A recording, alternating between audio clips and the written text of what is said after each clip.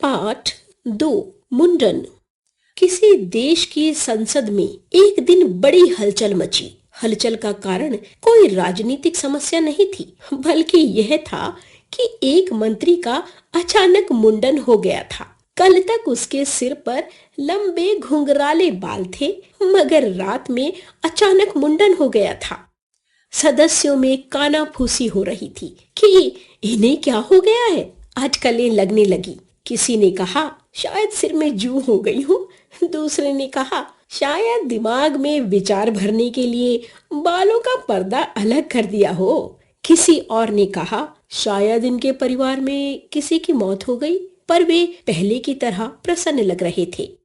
आखिर एक सदस्य ने पूछा, अध्यक्ष महोदय, क्या मैं जान सकता हूँ कि माननीय मंत्री महोदय के परिवार में क्या किसी की मृत्यु हो गई है? मंत्री ने जवाब दिया, नहीं।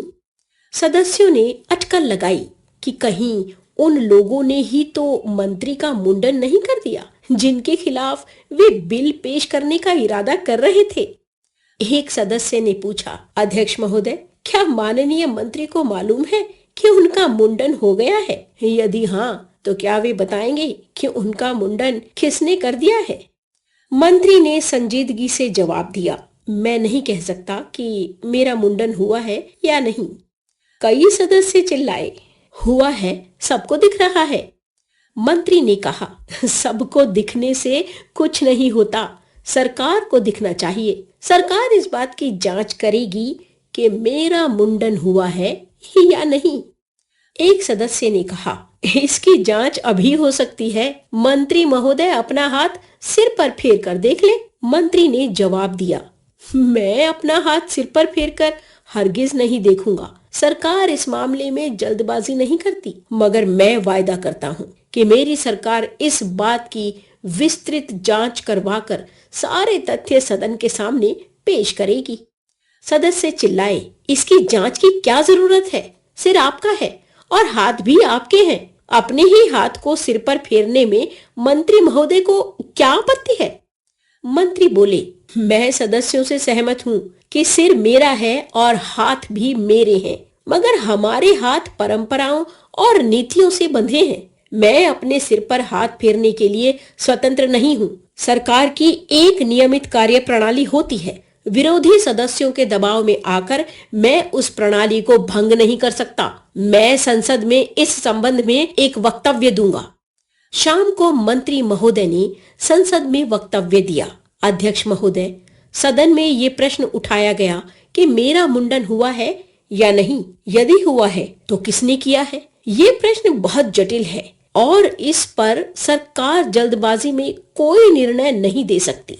मैं नहीं कह सकता कि मेरा मुंडन हुआ है या नहीं जब तक पूरी जांच न हो जाए। सरकार इस संबंध में कुछ नहीं कह सकती। हमारी सरकार 3 व्यक्तियों की एक जांच समिति नियुक्त करती है जो इस बात की जांच करेगी। जांच समिति की रिपोर्ट मैं सदन में पेश करूंगा।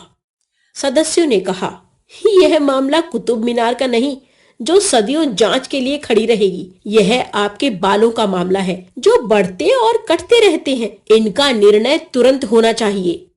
मंत्री ने जवाब दिया, कुतुब मीनार से हमारे बालों की तुलना करके उनका अपमान करने का अधिकार सदस्यों को नहीं है। जहां तक मूल समस्या का संबंध है, सरकार जांच के पहले कुछ नहीं कह सकती।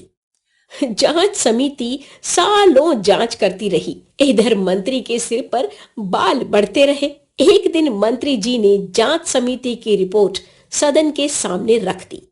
जांच समिति का निर्णय था कि मंत्री का मुंडन नहीं हुआ। सत्ताधारी दलों के सदस्यों ने इसका स्वागत हर्ष ध्वनि से किया। सदन के दूसरे भाग से शर्म शर्म की आवाजें उठी।